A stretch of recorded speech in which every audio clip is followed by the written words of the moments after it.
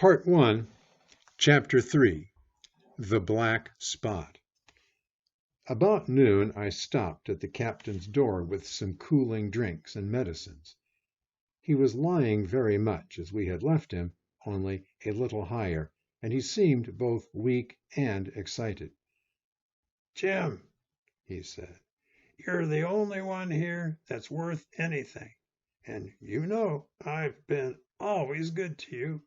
Never a month but I've given you a silver fourpenny for yourself, and now, you see, mate, I'm pretty low, and deserted by all. And, Jim, you'll bring me one noggin of rum now, won't you, matey?" "The doctor," I began, but he broke in, cursing the doctor in a feeble voice, but heartily. "Doctors is all swabs," he said, "and that doctor there, why, what do he know about seafaring men? I've been in places hot as pitch, and mates dropping round with yellow jack, and the blessed land a heaving like the sea with earthquakes. What do the doctor know of lands like that? And I lived on rum, I tell you.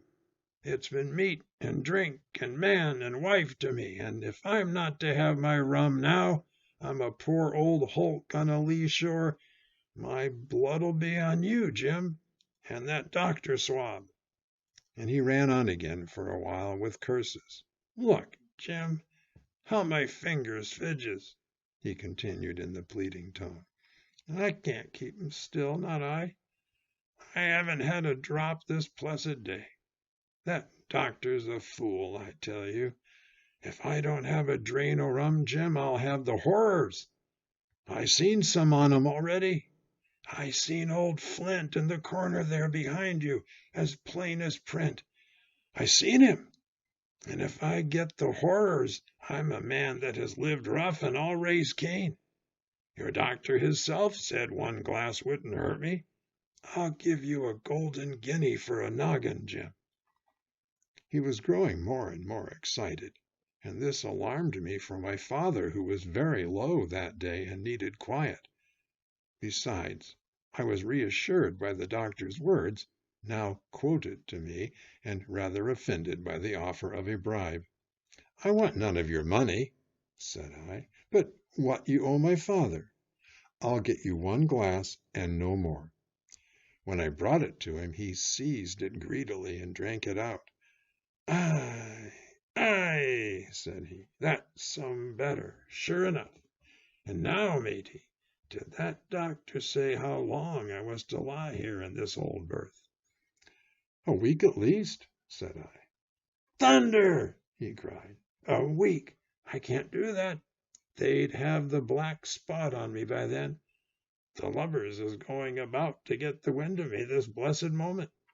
Lubbers as couldn't keep what they got, and want to nail what is another's. Is that seamanly behavior now, I want to know? But I'm a saving soul. I never wasted good money of mine, nor lost it neither, and I'll trick 'em again. I'm not afraid on 'em. I'll shake out another reef, matey, and daddle 'em again."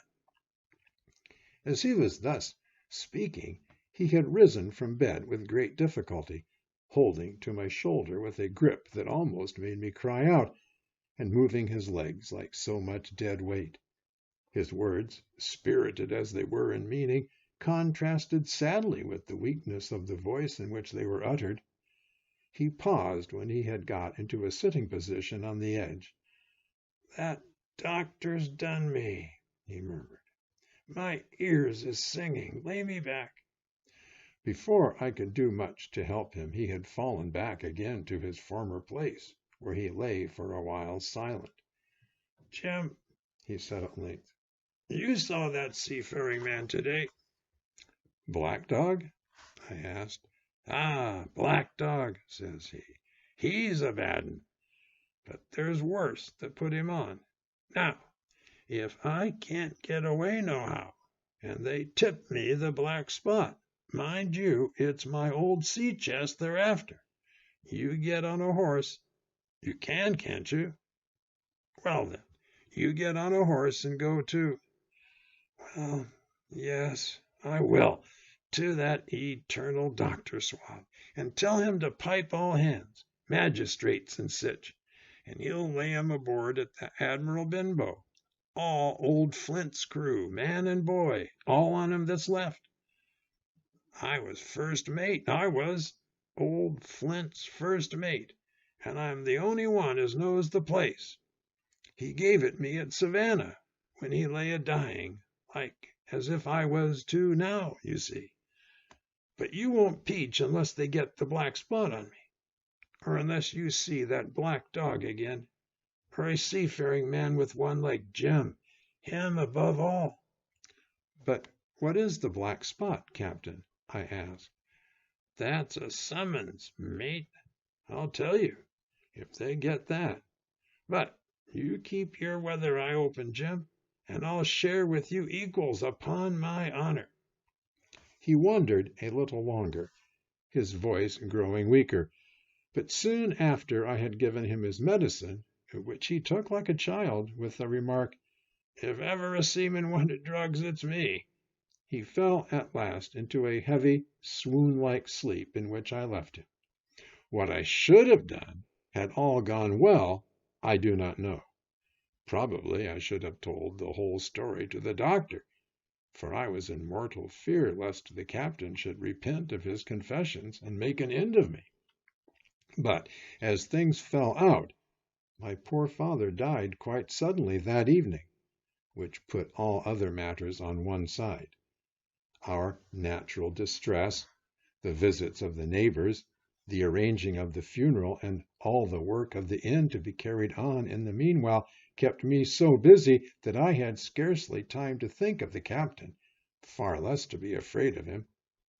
He got downstairs next morning, to be sure, and had his meals as usual, though he ate little, and had more, I am afraid, than his usual supply of rum, for he helped himself out of the bar, scowling and blowing through his nose, and no one dared to cross him. On the night before the funeral he was as drunk as ever, and it was shocking, in that house of mourning, to hear him singing away at his ugly old sea-song. But, weak as he was, we were all in the fear of death for him, and the doctor was suddenly taken up with a case many miles away and was never near the house after my father's death.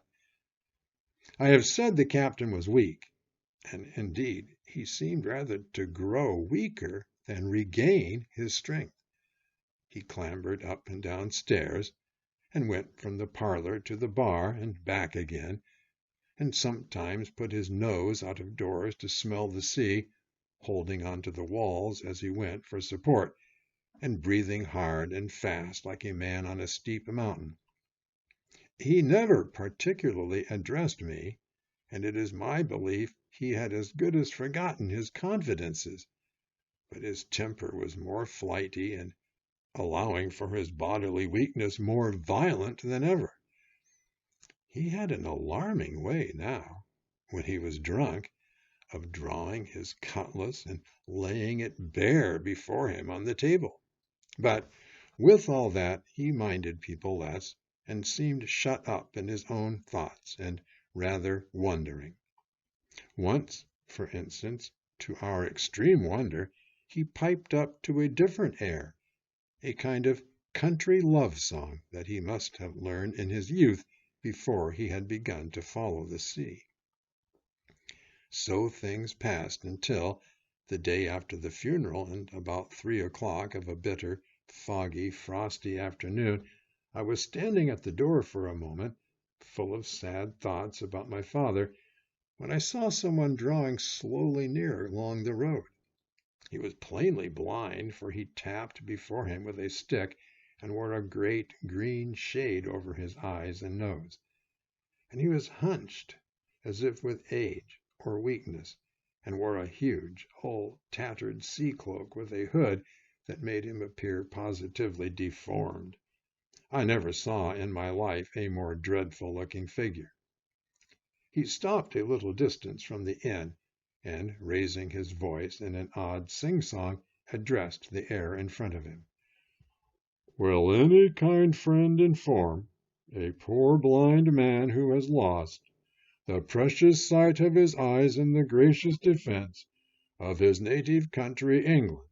And God bless King George, where or in what part of this country he may now be. You are at the Admiral Benbow, Black Hill Cove, my good man, said I. I hear a voice, said he, a young voice. Will you give me your hand, my kind young friend, and lead me in? I held out my hand, and the horrible, soft-spoken, eyeless creature gripped it in a moment like a vice. I was so much startled that I struggled to withdraw, but the blind man pulled me close up to him with a single action of his arm. Now, boy, he said, take me in to the captain. Sir, said I, upon my word, I dare not. Oh, he sneered, that's it. Take me in straight, or I'll break your arm. And he gave it, as he spoke, a wrench that made me cry out. Sir, said I, it is for yourself I mean. The captain is not what he used to be. He sits with a drawn cutlass. Another gentleman— Come now, march, interrupted he, and I never heard a voice so cruel and cold and ugly as that blind man's. It cowed me more than the pain, and I began to obey him at once, walking straight in at the door and toward the parlor where our sick old buccaneer was sitting, dazed with rum. The blind man clung close to me, holding me in one iron fist and leaning almost more of his weight on me than I could carry. Lead me straight up to him, and when I'm in view, cry out, Here's a friend for you, Bill. If you don't, I'll do this. And with that, he gave me a twitch that I thought would have made me faint. Between this and that, I was so utterly terrified of the blind beggar that I forgot my terror of the captain, and as I opened the parlor door, cried out the words he had ordered in a trembling voice. The poor captain raised his eyes, and at one look the rum went out of him and left him staring sober. The expression of his face was not so much of terror as of mortal sickness. He made a movement to rise, but I do not believe he had enough force left in his body. Now, Bill, sit where you are, said the beggar. If I can't see, I can hear a finger stirring. Business is business. Hold out your left hand. Boy, take his left hand by the wrist and bring it near to my right. We both obeyed him to the letter, and I saw him pass something from the hollow of the hand that held his stick into the palm of the captain's, which closed upon it instantly.